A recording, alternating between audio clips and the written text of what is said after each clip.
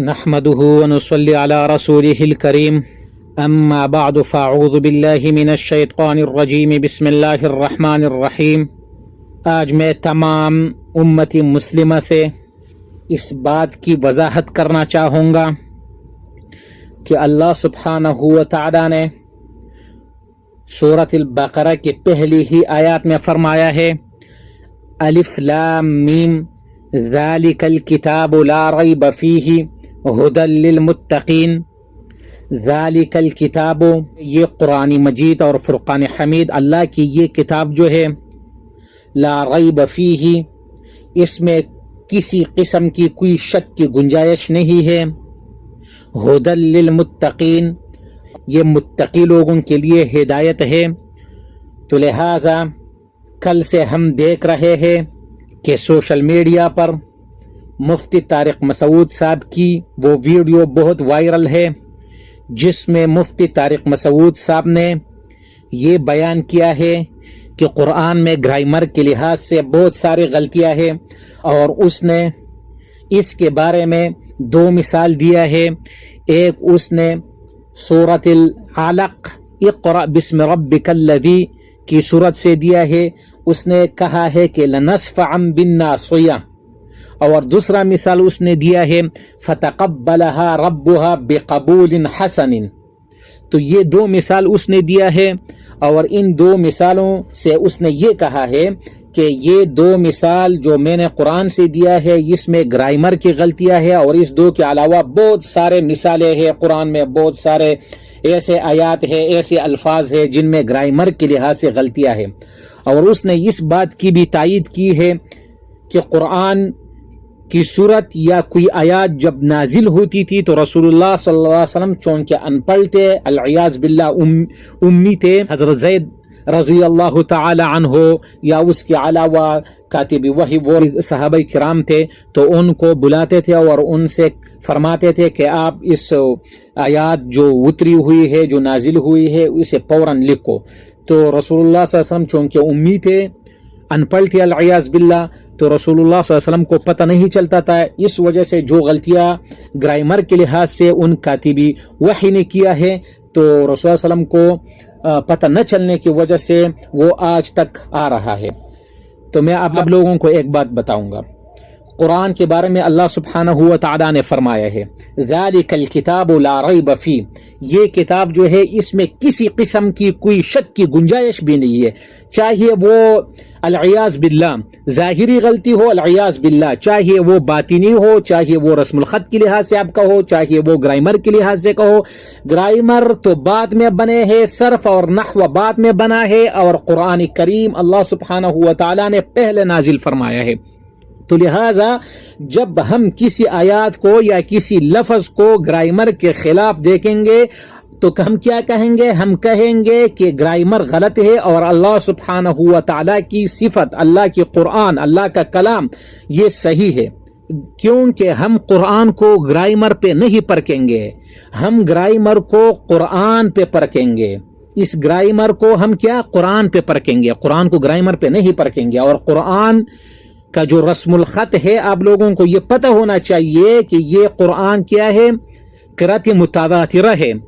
اور قرآن کی رسم الخط یہ غیر قیاسی ہے، اس پر آپ قیاس نہیں کر سکتے ہو۔ اور اگر آپ قانون کی بات کرتے ہو تو میں آپ لوگوں کو قانون کے بارے میں بتاؤں گا۔ مفتی طارق مسعود صاحب نے کہا ہے کہ لنصفعا بالناصیہ، تو میں مفتی طارق مسعود صاحب کو بتانا چاہوں گا کہ اگر آپ نے ارشاد الصرف کو پڑھا ہے اور اس کے کچھ قواعد اور ضوابط آپ کو یاد ہے، تو وہاں پہ جیسے آپ اعتراض کرتے ہو کہ لنصفعا میں لام تاکید ہے اور یہ فعل ہے، اور اس میں نون تاکید خفیفہ ہے، تو اس میں تنوین نہیں ہونا چاہیے، اور اس کے بعد اس پر یہ الف بھی نہیں ہونا چاہیے۔ تو میں آپ کو ایک بات بتاؤں گا، خود ارشاد الصرف کے مصنف نے لکھا ہے کہ ہم جب نون تاکید خفیفہ کی صیغے پڑھیں گے تو اضربن سے اضربا، اور اضربن سے اضربو، اور اضربن سے اضربی پڑھ سکتے ہیں۔ اور دوسری بات میں آپ کو بتاؤں، اگر آپ لوگوں نے ثانیہ میں علم الصیغہ پڑھا ہے تو علم الصیغہ میں صفحہ نمبر 35 ہے میرے خیال میں، اس پہ مشکل صیغے جتنے بھی ہیں وہ اس کے مصنف نے حل کی ہے، اور اس نے وہاں پر لنصفعن کو لکھا ہے کہ بعض مرتبہ ہم لنصفعن نون تاکید خفیفہ کو نون تنوین کے ساتھ بدل کے لکھتے ہیں،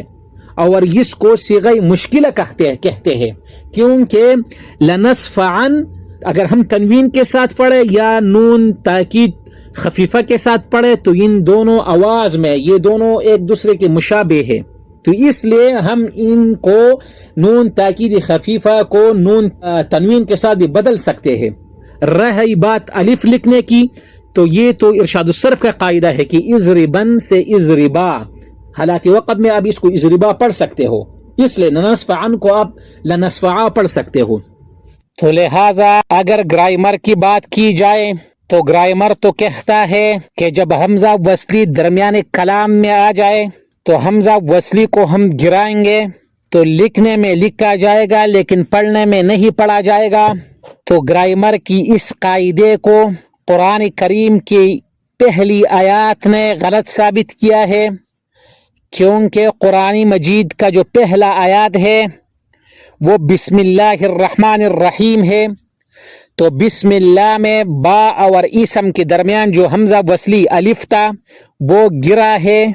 لیکن لکھنے میں نہیں لکھا گیا۔ با اور سین اور میم ایک ساتھ لکھے گئے ہیں، جیسے اقرأ بسم ربک الذی خلق، بسم ربک الذی میں با اور الف ساتھ ہے،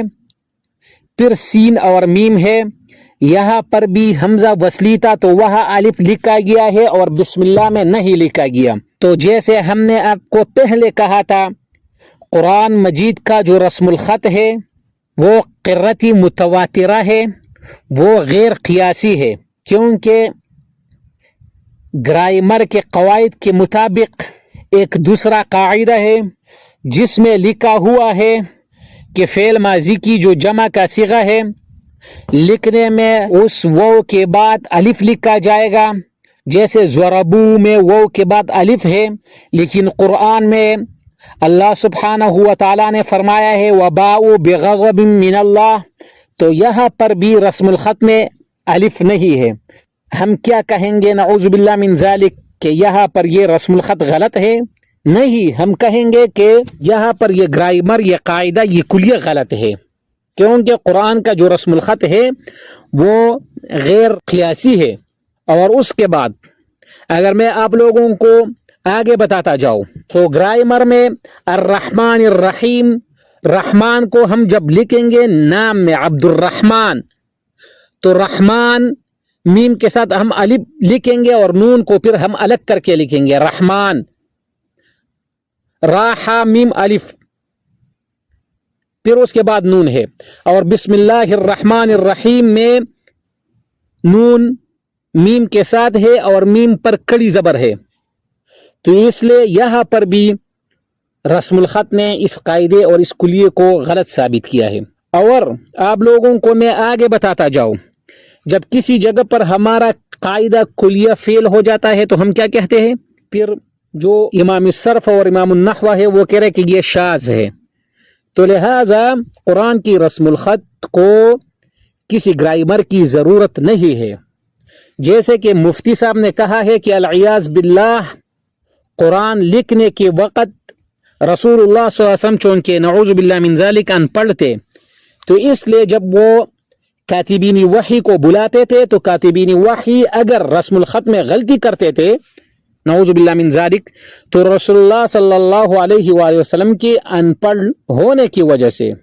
رسول اللہ صلی اللہ علیہ وسلم اس رسمی غلطی کو درست نہیں کروا سکتے، نعوذ باللہ من ذالک۔ رسول اللہ صلی اللہ علیہ وآلہ وسلم کا امی ہونا یہ ان کا معجزہ تھا تاکہ کفار ان پر اعتراض نہ کرے ظاہری نبوت ملنے کے بعد کہ آپ تو پہلے سے پڑھے لکھے تھے، تو اس لیے اللہ سبحانہ ہوا تعالیٰ نے یہ معجزہ دیا تھا، یہ معجزہ بنایا تھا رسول اللہ صلی اللہ علیہ وسلم کو امی بنانا اور بعد میں اس کو علم دینا۔ تو اس سے یہ مطلب نہیں ہے کہ العیاذ باللہ رسول اللہ صلی اللہ علیہ وسلم علم کے بعد بھی امی تھے، نعوذ باللہ من ذالک۔ تو ہمارا یہ عقیدہ ہے کہ اللہ اللہ ہے، اور اللہ کے بعد اللہ کے تمام مخلوق میں سب سے بڑے عالم رسول اللہ صلی اللہ علیہ وسلم تھے. اللہ کے بعد اللہ کے تمام مخلوق میں سب سے تمام انبیاء سے افضل، اعلیٰ مرتبے کے لحاظ سے، علمیت کے لحاظ سے، اخلاق کے لحاظ سے، شرافت کے لحاظ سے، تقوی کے لحاظ سے، تمام اوصاف کے لحاظ سے رسول اللہ صلی اللہ علیہ وسلم اللہ سبحانہ و تعالیٰ کے بعد اللہ کے مخلوق میں سب سے افضل تھے. اور اگر العیاذ باللہ اگر اس بات کو کوئی تسلیم کرے نعوذ باللہ من ذالک کہ رسول اللہ صلی اللہ علیہ وسلم نعوذ باللہ من ذالک ان پڑھ تھے اور کاتبین وحی جو لکھتے تھے رسول اللہ صلی اللہ علیہ وسلم کو پتہ نہیں چلتا تھا، تو یہ تو پھر اللہ سبحانہ و تعالیٰ پر بھی اعتراض ہوا، کیونکہ اللہ نے فرمایا ہے انا نحن نزلنا الذکر وانا لہ لحافظون، ہم نے اس قرآن مجید کی حفاظت کا ذمہ اٹھایا ہے. تو کیا اللہ سبحانہ و تعالیٰ بذریعہ وحی یا اپنے قدرت کی، اپنے طاقت کے ذریعے، اپنے علم کے ذریعے رسول اللہ صلی اللہ علیہ وسلم کو یا اپنے وحی کے ذریعے رسول اللہ صلی اللہ علیہ وسلم کو نہیں بتا سکتے تھے کہ یہاں پر یہ غلطی ہے رسم الخط میں؟ نعوذ باللہ من ذالک. تو ہمیں چاہیے کہ ہم اس تمام خام و خیالات، اس فضول چیزوں سے نکل جائے اور ہمیں اس قرآن کریم کی لفظی، معنوی، ظاہری، باطنی، رسم الخط کے لحاظ سے، ہر لحاظ سے ہمیں یہ عقیدہ ہونا چاہیے کہ قرآن مجید لا ریب فیہ کتاب ہے، اس میں کوئی شک کی گنجائش بھی نہیں ہے.